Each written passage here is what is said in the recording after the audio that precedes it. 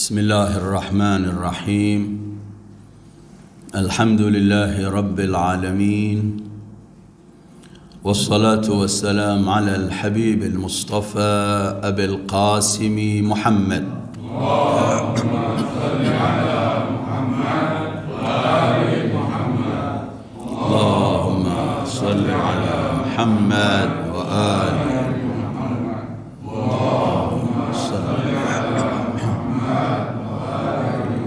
وآله الطيبين الطاهرين وأصحابه المنتجبين ومن تبعه بإحسان إلى يوم الدين. اللهم بحق محمد وآل محمد عليك صل على محمد وآل محمد وارزقنا ووالدينا وأزواجنا وأولادنا وذرياتنا من بعدنا حب محمد وآل محمد. اللهم أحينا على ذلك وأمتنا على ذلك واحشرنا في زمرة من أحب محمدا وآل محمد مع محمد وآله يا كريم. أيها الإخوة السلام عليكم ورحمة الله وبركاته.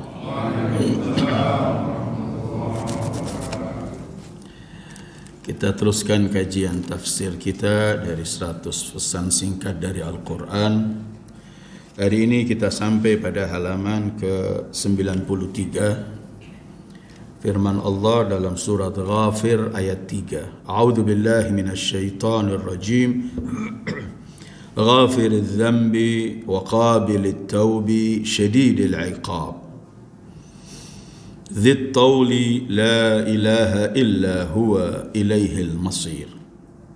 Yang mengampuni dosa dan menerima taubat, keras hukumannya, pemilik seluruh karunia, tiada Tuhan kecuali Dia dan kepadanya semua akan kembali. Pelajaran dari ayat ini yang tertulis di sini, sedalam apapun engkau tenggelam dalam lubang kemaksiatan, ingatlah bahwa pintu Allah selalu terbuka untuk hambanya yang ingin kembali. Kajian kita dalam ayat ini ada beberapa poin. Pertama, Allah adalah pengampun dosa. Allah yang mengampuni semua kesalahan.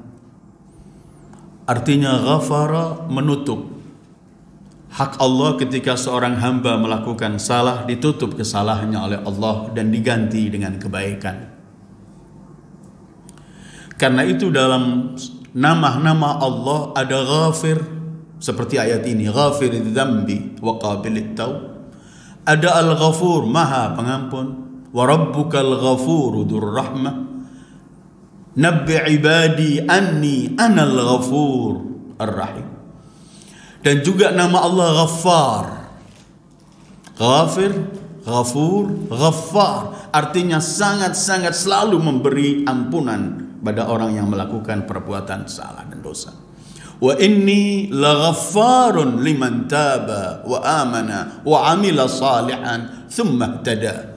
Atau firman Allah lain dalam lisan Nabi Allah Nuh, wa qul tastaghfiru rabbakum innahu kana ghaffara. Ghafiriz dzamb, Allah yang mengampun, memberi ampunan pada setiap dosa seseorang. Ini pelajaran pertama, ghafiriz dzamb.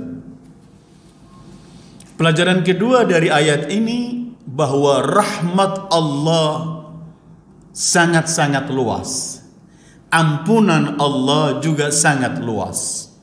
Dan selalu Allah mendahulukan rahmatnya sebelum siksaannya. Coba kita lihat ayat ini. Ghafirudz dzambi, pengampun dosa. Qabilut taubi, yang menerima orang taubat. Baru syadidul iqab, sangat keras siksaannya. Bahwa Allah selalu mendahulukan rahmatnya. Ghafirudz dzambi, qabilut taub, baru syadidul iqab. Itu satu pelajaran dari ayat ini, bahwa ampunan Allah, rahmat Allah lebih luas dari semuanya. Jadi seperti rahmat Allah itu luas, wasi'at rahmati kulla syai'. Allah berfirman, rahmatku meliputi segala sesuatu. Begitu juga ampunannya. Wa rabbukal ghafuru dzur rahmah. Atau ayat lain Allah menyebutkan bahwa wa rahmat wa maghfiratu, ampunan Allah adalah merupakan ampunan yang sangat-sangat luas. Allah berfirman dalam surat An-Najm, inna rabbaka wasi'ul maghfirah. Tuhanmu sangat luas ampunannya. Di pertama, ghafirul dzambi, Allah Maha Pengampun karena Allah Al-Ghafur, Al-Ghaffar, dan Ghafir. Kedua, Allah dahulukan ghafirul dzambi, qabilut taub, baru syadidul iqab, menunjukkan bahwa selalu Allah mendahulukan rahmatnya daripada siksaannya. Pelajaran ketiga dari ayat ini ingin mengajak kita bahwa setiap kita harus hidup antara dua dalam kehidupan kita. Antara al-khawfu war-raja. Takut pada Allah dan selalu mengharap ampunan Allah. Dua-duanya harus selalu ada pada setiap manusia. Kalau kita ini mau terbang, sayap kita itu adalah ar-raja, selalu mengharap bahwa Allah ampunannya luas dan semuanya. Tetapi sayap yang berikutnya al-khawf, harus ada takut bahwa Allah siksaannya sangat sedih, sangat pedih sekali. Ketika menisbatkan ampunan kepada zatnya, inni ana al-ghafur.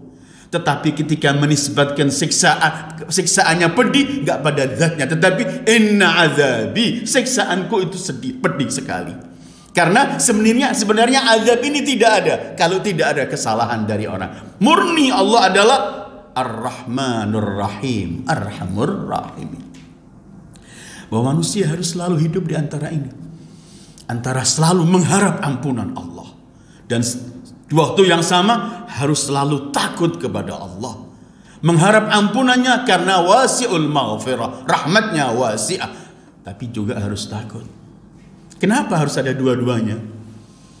Kita diperintahkan untuk selalu mengharap rahmat Allah karena Allah Maha Pengampun dan semuanya, supaya kita tidak sampai kepada putus asa, supaya kita tidak sampai kemudian ketika tenggelam dalam maksiat akhirnya merasa tertutup semuanya. Allah mengatakan tidak, ada ampunanku, kembalilah kepadaku wahai hambaku. Tetapi di waktu yang sama harus memiliki rasa takut kepada Allah. Kenapa harus takut?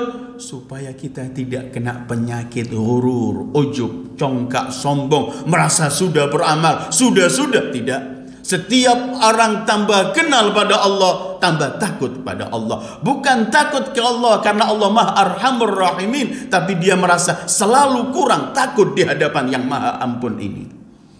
Karena itu para anbiya yang mereka selalu dijamin surga dan semuanya, mereka yang paling takut kepada Allah.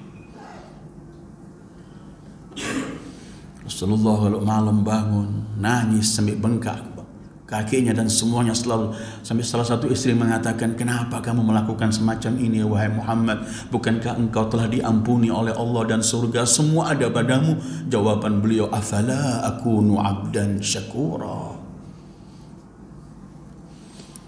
Man dzalladzi ya'rifuka fala yakhafuk. Dalam doa sabah yang kita baca, siapa yang kenal engkau ya Allah kemudian tidak takut padamu? Artinya seorang di sini ayat ini mengajarkan ghafirudz dzambi qabilut taubi syadidul iqab. Harus selalu gandeng ini.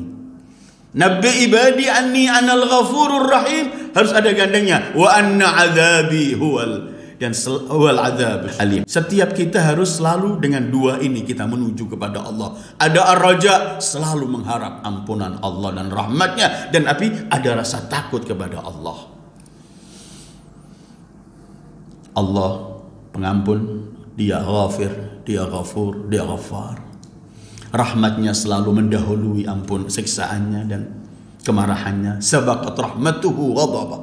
Dalam doa kanan, ya man sabaqat ghadabu rahmat, ya man sabaqat rahmatuhu ghadabah, wahai zat yang rahmatnya mendahului kemarahannya. Kemudian dua-dua ini harus selalu ada pada setiap orang. Setiap kita harus memiliki al-raja tetapi ada juga al-khauf. Karena itu Allah kalau mensifati hamba-hamba para anbiya dalam munajat mereka, dalam hal kehidupan mereka, mereka mohon kepada Allah rahaban wa raghabah, dalam posisi takut dan mengharap. Keempat, ayat ini memberikan pelajaran bagi kita begini, bahwa ada dosa yang diampuni oleh Allah tanpa kita minta ampun. Karena ayatnya begini, ghafirudz dzambi, mengampuni dosa, baru ada qabilut taubi, menerima taubat. Di sana ada dosa-dosa yang ketika kita melakukan dosa, Allah ampuni dosa kita sebelum kita taubat. Apa yang, karena itu kita membaca ayat dan pernah kita kaji ayat itu. Innal hasanat yuzhibna sayyiat. Sesungguhnya amal-amal soleh itu akan mengkikis, menghilangkan, menghapus dosa-dosa dari amal perbuatan, amal soleh. Nanti di akhir akan saya bacakan beberapa ayat yang Allah sebutkan dalam Al-Quran sebagai pintu untuk meraih ampunannya. Jadi ada dosa yang diampuni tanpa kita minta dosa, ghafirudz dzambi, tapi ada dosa yang harus kita minta taubat, qabilut taubi, Allah menerima taubat kita. Apabila Allah ghafur, Allah ghaffar, Allah selalu menerima taubatnya sebelum segalanya. Maka karena itu tidak boleh orang putus asa dari ampunan Allah. Putus asa dari ampunan Allah merupakan dosa yang paling besar. Karena bagi Allah, Allah yang menciptakan hambanya, Allah yang memberi kebaikan kepada hambanya, Allah yang sangat mengharapkan kesuksesan pada hambanya. Apabila hamba salah, kembalikan. Karena itu dalam hadis-hadis qudsi kan Allah berfirman, hambaku, kalau kamu datang kepadaku membawa seluruh butiran bumi ini dosa, kemudian kamu datang kepadaku minta ampun, ghafartuka wala ubali, aku ampuni semua dosa, dan aku gak pernah itu.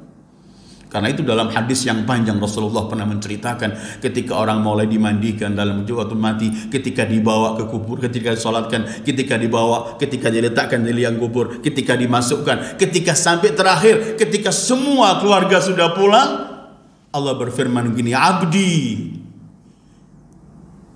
keluarga-keluargamu dan orang-orang yang engkau cintai semua telah meninggalkan engkau. Fa asbahta wahidan farida. Sekarang kamu menjadi seorang diri di sini. Keluargamu, orang-orang yang kamu cintai semua telah meninggalkan kamu. Ini Rasulullah menggambarkan ketika orang telah masukkan kubur dan ditinggalkan oleh keluarganya semuanya, karena biasanya keluarga kan terakhir. Pelayat-layaknya sudah pulang, keluarga masih semua. Kalau sudah pulang semuanya, hakata Allah yukhatib abdi asbahta wahidan farida. Sekarang kamu seorang diri di sini. Keluargamu telah meninggalkan kamu, orang-orang yang kamu cintai telah meninggalkan kamu. Kemudian Allah berfirman, wa qad kunta asaitani li ajlihim. Padahal dulu waktu kamu masih hidup, kamu sering bermaksiat kepadaku karena keluargamu, karena orang-orang yang kamu cintai. Sekarang semua meninggalkan mereka, meninggalkan kamu. Lakin abdi ana arhamu bikal yawma minal ummi biwaladiha. Aku hari ini lebih mencintai kamu daripada seorang ibu dari anaknya. Li'anni ana arhamur rahimin. Karena aku adalah maha pengampun. Ini Allah. Karena itu selalu rahmatnya wasi'atku, sabaqat ghadabah, selalu mendahului. Jadi ada dosa yang diampuni tanpa kita minta dosa. Ada dosa yang harus kita mohon taubat. Karena itu ada ghafirudz dzambi, ada qabilut taub. Karena itu salah satu wasiat Rasulullah pada Abu Dzar, ya Aba Dzar ittaqillaha haitsu ma kunt wa atbi'is sayyi'atal hasanata tamhuha. Hei Abu Dzar, bertakwalah kamu dimanapun kamu berada. Dan kalau kamu melakukan perbuatan sayyi'ah, dosa, cepat-cepat melakukan kebaikan, perbuatan baik. Karena kebaikan ini akan menghapus dosa yang kamu lakukan tadi itu. Ghafirudz dzambi. Karena itu kemudian, jangan pernah kita membicarakan dosanya orang. Ini ada penyakit kadang-kadang.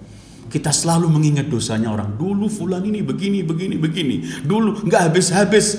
Sementara Allah telah menutupi mereka, Allah telah mengampuni mereka. Kalau kita melihat kemarin, hari Jumat ini, hari Kamis kita melihat seseorang minum arak dan melakukan dosa, hari ini kita nggak perlu bicarakan. Mungkin tadi malam dia sudah menangis di hadapan Allah dan Allah sudah mengampuni dosanya. Sementara kita masih mengumpat, masih membicarakan hal dosanya orang. Sementara Ghafur, Al-Ghaffar telah mengampuni.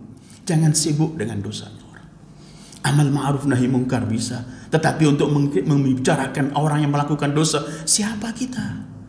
Allah yang menciptakan mereka, Allah yang dilanggar, Allah Ghafur, Allah Ghaffar. Kemudian kita yang akan menghitung mereka, yang menghisab mereka. Nah, itu orang kalau sibuk dengan dirinya, nggak pernah sibuk dengan aib dan dosa orang lain. Dalam satu riwayat disebutkan dalam kelak di hari kiamat, ketika ada hisab di hari kiamat, ada seseorang dinampakkan semua perbuatan yang paling kecil sampai paling besar semua nampak. La yughadiru saghiratan wala kabiratan illa ahsaha wa wajadu ma amilu hadira. Riwayat itu menyebutkan, bin Rasul menceritakan, ada seorang hamba telah dinampakkan semuanya, ada nampak tumpukan dosa, perbuatan salah yang ia lakukan. Dia berkata, ya Allah, sepertinya kamu telah tunjukkan semua yang kamu lakukan. Ini aku tidak tahu dari mana ini. Allah berfirman, ini dari dosa yang kamu mengumpat hamba-hambaku yang berbuat dosa. Sementara aku telah ampuni mereka. Sementara kamu terus mengumpat mereka. Ini dosamu. Na'udzubillah. Jangan kita menumpuk-numpuk bekal untuk semacam ini. Kenapa kemudian Allah menamakan Ghafur, Allah menamakan Ghaffar? Kenapa? Karena Allah yang menciptakan kita, Allah yang paling sayang dan cinta pada kita. Allah tahu ada kelemahan dari kita. Kadang-kadang kita kalah dengan syaitan, kadang-kadang kita kalah dengan hawa nafsu. Allah mempersiapkan taubatnya sehingga kembalilah padaku hambaku. Ana arhamu bika min ummik. Aku lebih belas kasih kepadamu daripada seorang ibu. Arhamur Rahimin. Jadi harus ada, selalu kita ingat antara al-khauf, takut, dan sekaligus adalah ar-raja. Dan yang keempat tadi, ada dosa yang Allah ampuni tanpa kita minta doa taubat. Dengan amal perbuatan saleh Allah mengampuni dosa kita. Karena itu kemudian semua amal baik ini merupakan mengkikis dosa. Jangan pernah, dalam riwayat Imam Ridha pernah meriwayatkan hadis dari datuknya Rasulullah, jangan pernah meremehkan dosa sekecil apapun, mungkin di situ tempat kehancuranmu. Dan jangan pernah meremehkan amal perbuatan sekecil apapun, mungkin itu yang diterima oleh Allah. Jadi kita ini jangan menjadi hakim di dunia ini. Hakim adalah Allah. Jangan kita menuding salah, menudinglah. Semua masing-masing kita berangkat menuju kepada Al-Ghafurur Rahim. Kemudian kalau kita membaca ayat ini, seperti saya katakan tadi, bahwa Allah selalu mendahulukan rahmatnya sebelum siksaannya. Ghafirul dzambi, baru qabilut taubi, baru syadidul iqab. Supaya kita, jadi Allah menampakkan semua ini supaya kita ini punya harapan, gak pernah lepas. Siapapun orang yang pernah melakukan dosa, apapun dosanya, sampai Allah berfirman begini, melarang kita putus asa. Qul ya ibadiyalladzina asrafu ala anfusihim la taqnatu min rahmatillah innallaha yaghfirudz dzunuba jami'a innahu huwal ghafurur rahim. Qul, katakan wa Muhammad kepada hamba-hambaku, ya ibadi. Siapa? Alladzina asrafu ala anfusihim. Sudah terlalu banyak melakukan perbuatan-perbuatan keji, melampaui batas. Katakan, sudah Allah sebutkan mereka ini sudah asrafu ala, melampaui batas perbuatan dosanya, tapi masih disebut hambaku. Kamu hambaku, hambaku kamu.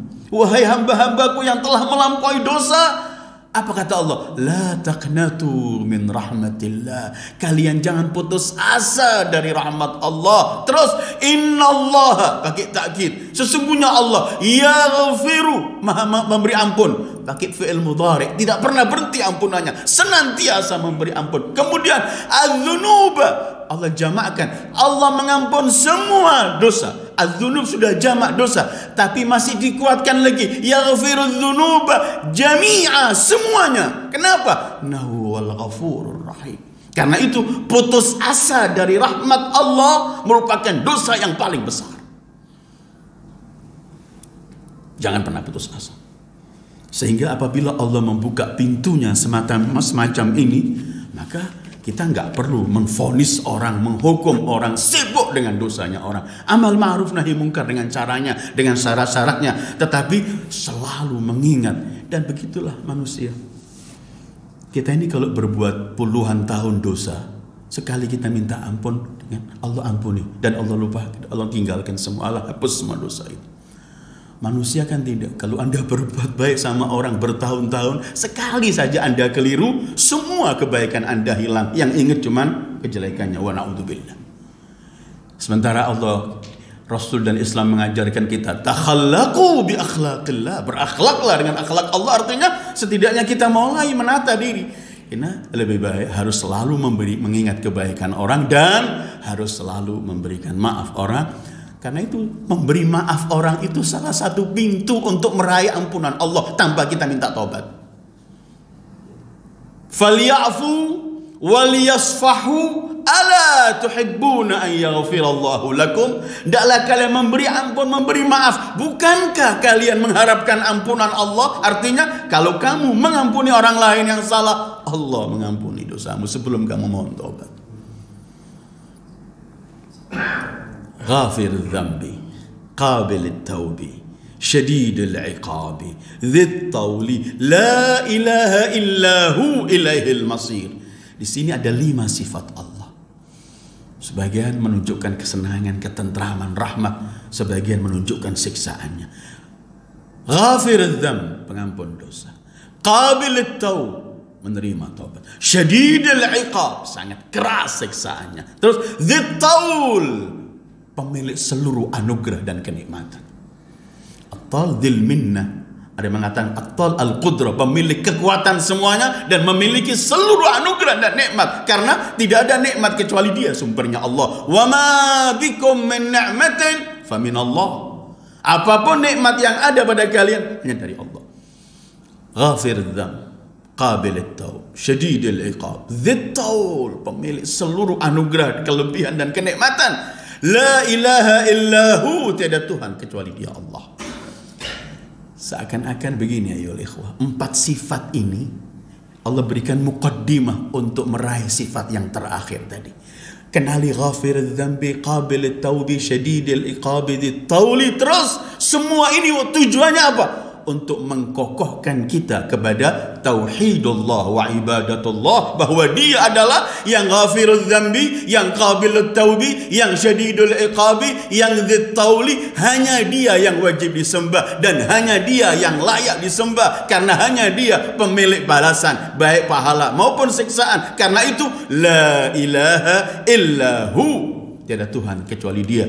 Ilaihil masir, dan kalian akan kembali ke sana. Artinya kita ketika disuruh taubat, disuruh mohon ampun, diingatkan siksaannya, supaya apa? Menyembah Allah yang sebenarnya dan selalu ingat akan kembali kepada Allah. Inna lillahi wa inna ilaihi raji'un. Sehingga dalam perjalanan manusia yang ingat Allah, selalu ingat akhirat, dia akan menata hidupnya. Semua yang ia lakukan di sini tujuannya invest akhirat. Saya mengampuni, memaafkan orang ini karena saya mengharapkan ampunan Allah kelak di sini dan di sana. Saya sih berbuat ini karena saya selalu ingat. Karena itu Allah berfirman, wabtaghi fi ma ataakallah daral akhirah. Baru wala tansa nasibaka minad dunya. Jadikan semua yang Allah berikan untuk kalian ini mengingat ad-darul akhirat. Walaupun kamu jangan melupakan kehidupan dunia, tetapi tujuannya akhirat. Wabtaghi fi ma ataakallah ad-daral akhirah pertama. Jadi 4 sifat tadi itu seperti muqaddimah. Allah ingin menunjukkan hanya Allah yang hanya Dia la ilaha illahu, dan hanya kepadanya Allah manusia kembali. Karena kalau orang mengingat Allah selalu, Allah Maha Pengampun, maka dia tidak akan zigzag dalam hidup ini. Karena begitu dia tergelincir, dia langsung ada tempatnya untuk kembali kepada Allah, nggak putus asa. Dan ketika dia ingat Allah syadidul iqab juga begitu, dia tidak akan sembarang melakukan karena dia yakin ada Allah yang siksaannya amat dahsyat. Sehingga dalam semua posisi ini, posisi la ilaha illahu, posisi hanya menyembah Allah, ibadahnya, pengkokohan tauhidnya, ingat akhiratnya akan selalu kuat. Ghafirul dzambi, qabilit taubi, syadidul iqabi, dzit taul. Kemudian coba perhatikan ayat ini.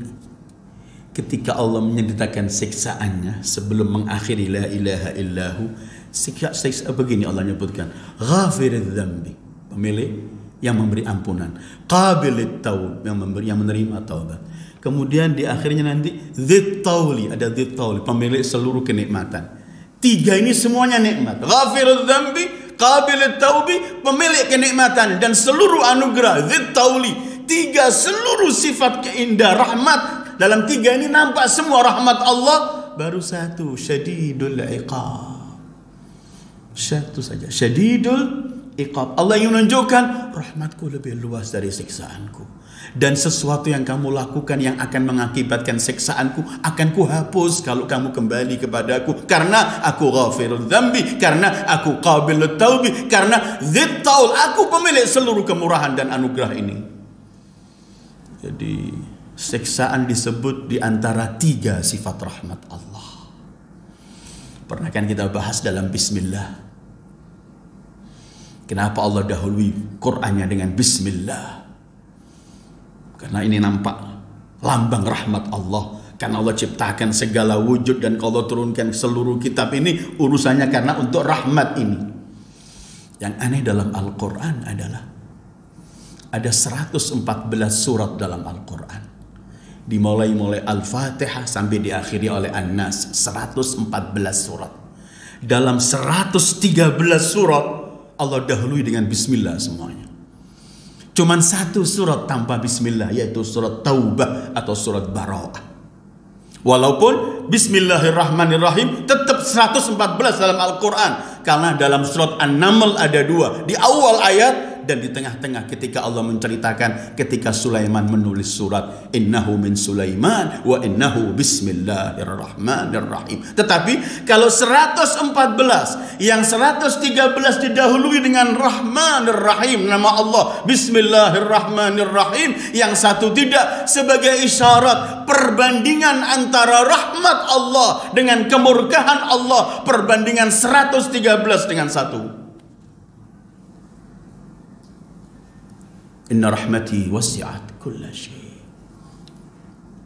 Kalau sampai ada orang putus asa, karena itu Allah sangat marah dan murka ketika ada orang putus asa dari rahmatnya yang begini luas. Wa rahmati wasi'at kulla syai. Jadi Allah dahulukan, Allah sebutkan tiga sifat rahmat, baru hanya satu sifat adab.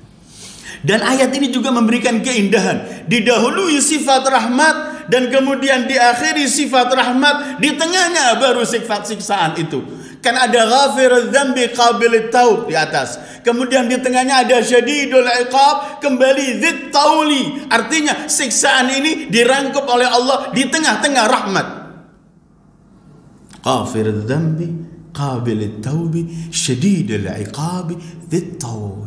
La ilaha illahu, tidak Tuhan kecuali hanya Allah yang paling berhak untuk disembah. Karena hanya Allah pemilik hari kiamat, hanya Allah pengampun dosa, hanya Allah menerima taubat, hanya Allah yang keras dan sedih, sangat keras siksaannya, hanya Allah pemilik seluruh anugerah. Karena itu hanya Dia yang berhak untuk diibadah. La ilaha illahu ilaihil masir. Hanya kepada Allah semua akan kembali. Ini ilaihil masir dalam ayat ini dan dalam beberapa ayat lainnya bukan cuman ingin memberikan isyarat kita akan kembali, seluruh kembali di hari kiamat kepada Allah. Itu pasti. Semua waruddu ilallahi maulahumul haq. Allah berfirman, seluruh akan dikembalikan kepada Allah. Hanya Allah pemilik mereka yang hak. Tetapi itu pasti, tapi ada milik arti kedua. Ilaihil masir bukan cuma hanya membicarakan kita kelak hari kiamat akan kembali kepada Allah, tetapi ilaihil masir membicarakan kepada bahwa seluruh urusanmu di alam ini, alam setelah ini, dimanapun hanya kembali kepada Allah, dari Allah dan kembali kepada Allah, dan tidak ada yang memiliki hanya kecuali Allah. Ilaihil masir, baik saat kita di dunia atau kelak ketika kembali di akhirat, semuanya hanya milik Allah. Ghafiriz dzambi, qabilit taubi, syadidul iqab, dzit tauli, la ilaha illahu, ilaihil. Karena itu Allah dahului di sini ghafiriz dzamb sebelum qabilit taub, sebelum dzit taul, semuanya. Karena apa? Karena pemberian ampunan itu adalah satu anugerah besar yang Allah berikan. Saya akan bacakan satu ayat. Allah ingin menyebutkan begini, ampunan Allah, sekali ampunan Allah terhadap dosa kita, sekali ampunan lebih mahal dari seluruh kenikmatan dunia. Sekali ampunan. Ketika Allah membicarakan mengenai para syuhada, Allah menyebutkan begini, A'udzubillahi minasyaitonir rajim. Sebelum saya sebutkan itu, pintu ampunan yang paling terdepan adalah ketika kita ingin memohon ampun kepada Allah, jangan lupakan Sayyidil Wujudi Muhammad sallallahu alaihi wa alihi, karena Rasulullah sallallahu alaihi wa alihi dalam beberapa ayat, salah satunya ketika Allah menyebutkan walau annahum idzalamu anfusahum ja'uka fastaghfirullah wastaghfara lahumur rasul lawajadullaha tawwaban rahima. Setiap orang yang kembali kepada Allah melakukan perbuatan dosa, ja'uka datang kepadamu mohon ampun dan engkau mohonkan ampun ya Rasulullah, maka Allah adalah tawwaban rahimah. Di masa hidupnya kita enggak hidup dengan Rasulullah sehingga kita datang memohon kepada Rasulullah untuk mohonkan ampun, tetapi kita diberi jalan, diajarkan untuk apa?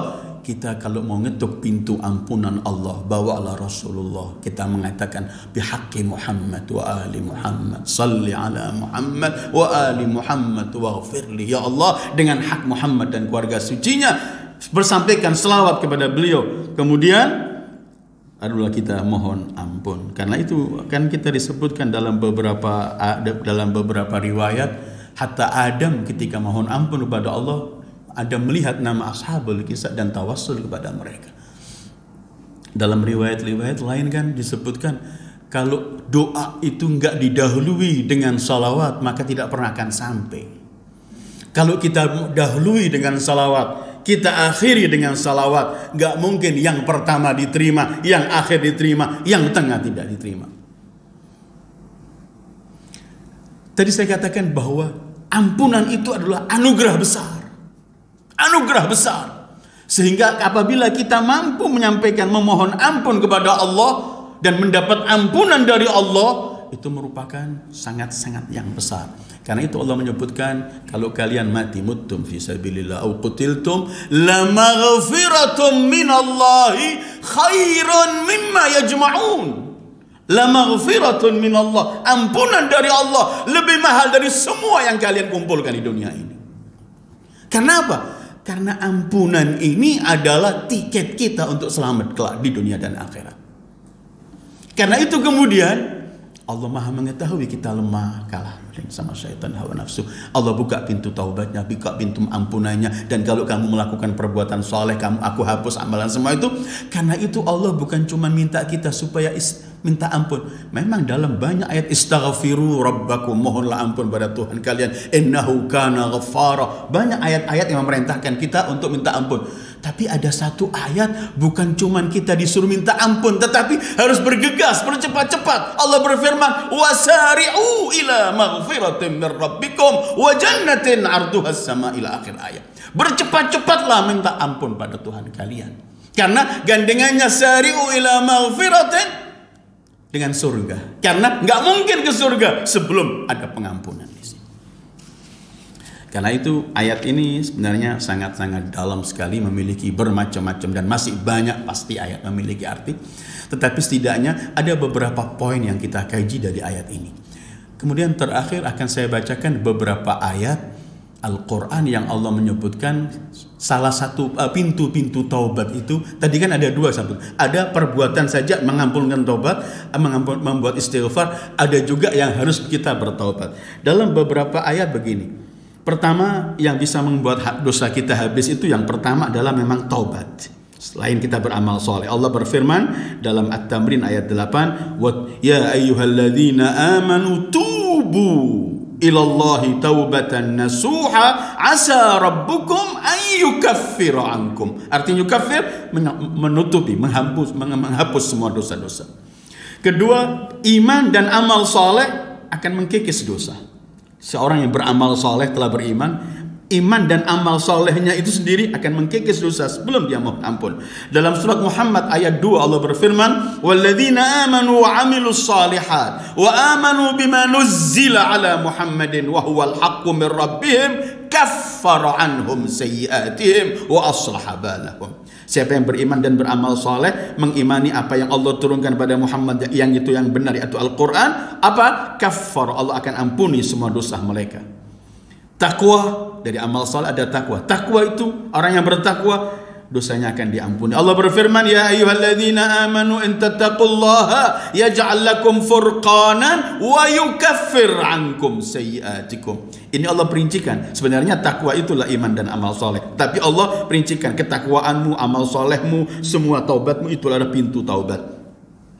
Kemudian jihad, hijrah untuk mempertahankan kebenaran, dan syahadah di jalan Allah juga mengampuni dosa. Allah berfirman, "Falladzina hajaru wa ukhriju min diyarihim wa udhu fi sabili wa qatalu wa qutilu la ukaffiranna anhum sayyi'atihim." Siapa yang hijrah, dikeluarkan dari rumah mereka, diganggu, diperangi karena di jalan Allah, mereka berperang dan kemudian dibunuh, la ukaffiran, aku ampuni semua dosa-dosa mereka. Kelima, sedekahus sir. Sedekah sir. Sedekah yang kita rahasiakan itu juga membawa ampunan Allah. Allah berfirman dalam surat Al-Baqarah 271. "In tubdus sadaqati fa ni'ma hiya." Kalau kamu nampakkan sedekah depan yang lain, enggak apa-apa, itu indah-indah.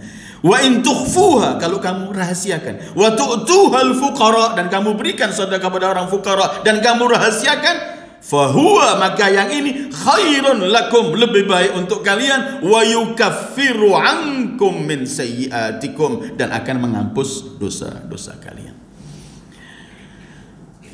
Bersedekah mutlak juga, walaupun tidak rahasia, sedekah mutlak atau memberikan pinjaman pada Allah. Allah sebutkan pinjaman dalam bentuk sedekah itu juga memberikan ampunan.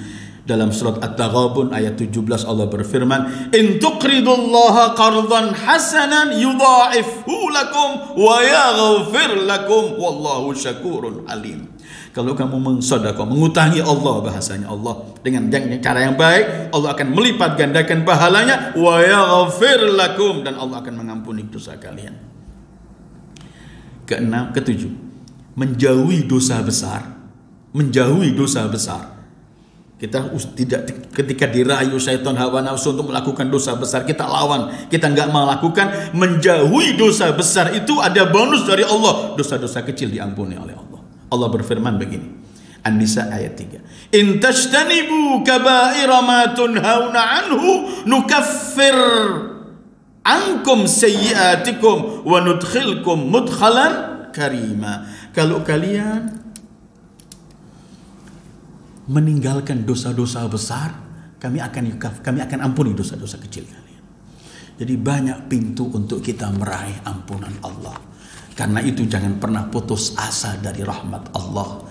Jangan pernah juga mengolok-olok orang yang pernah berbuat dosa, karena yang berbuat dosa itu ada Allah yang mencintainya, yang akan menerima kalau dia kembali apapun dosanya. Karena putus asa dari rahmat Allah, bahkan akan jadi dosa besar kalau kita menghakimi Allah seakan-akan kita melebihi dari Allah, sementara dosa dia itu urusan dia dengan Allah.